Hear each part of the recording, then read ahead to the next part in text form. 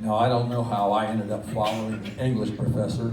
I was a football jock in high school and college, so to me an English book was just something that was in the corner of my room, probably holding the door.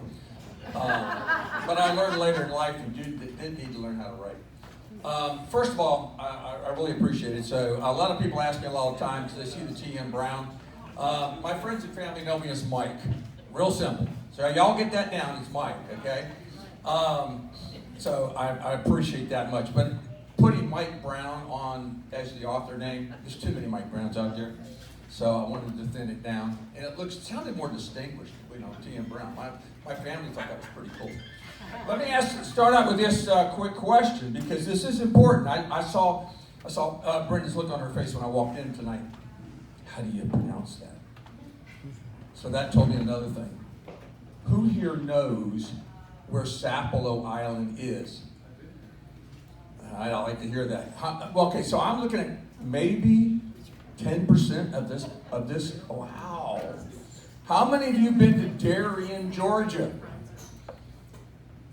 All right, see, there's only 10%.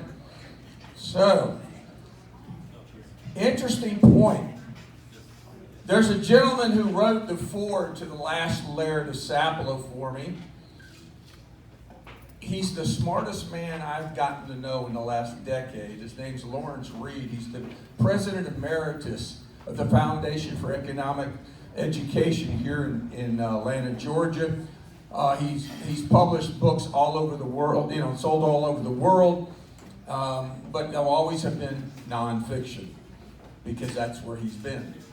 But I got the meeting, and he was interested in my book, so he wanted to read it he agreed to read it for review. And I work with him on the Newnan Carnegie Library Foundation Board. So I said, okay, Larry, yeah, you read it. So he came back and talked to me about the story.